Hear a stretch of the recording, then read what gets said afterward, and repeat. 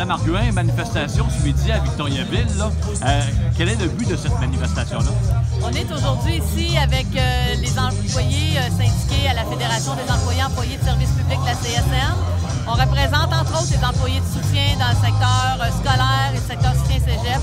Et on est ici pour revendiquer le fait que depuis l'instauration de la nouvelle structure salariale au gouvernement, suite à un exercice de relativité salariale, l'expérience des gens n'est pas reconnue dans leur milieu de travail. C'est-à-dire que les gens ne baissent pas de salaire, mais si une personne, par exemple, a 5 ans d'ancienneté et qu'une personne de l'extérieur du secteur public est engagée demain matin avec la même expérience, bon, bien, son expérience va être reconnue à elle, mais pas aux personnes qui sont à l'intérieur du réseau.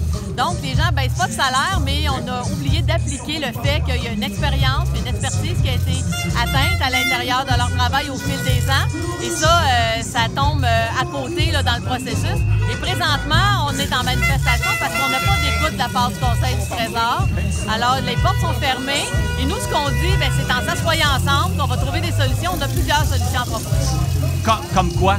Bien, d'abord, il y a une clause qui permet de reconnaître l'expérience de tout le personnel de soutien dans les deux réseaux, scolaire et cégep. Et il y a des mécanismes à mettre en place pour faire ça. Mais c'est sûr qu'il y a un coût rattaché à ça.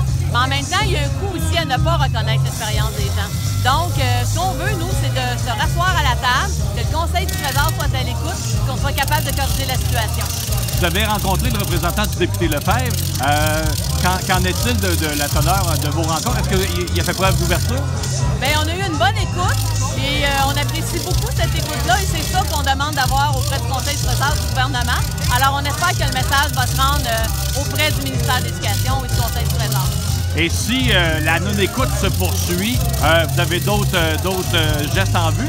Bien, nous, le plan d'action va se continuer.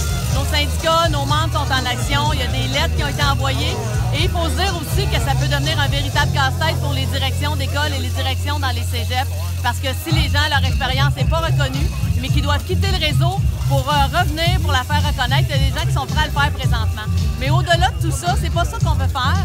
C'est que les gens, on veut qu'ils soient reconnus vraiment à leur pleine expertise. Et c'est aussi moralement, les gens ont beaucoup donné avec toutes les coupures qu'ils ont subies au fil des ans. Ils ont continué à faire leur travail de façon digne dans nos réseaux. Et maintenant, ce qu'on veut, c'est la reconnaissance de leur travail. Merci beaucoup.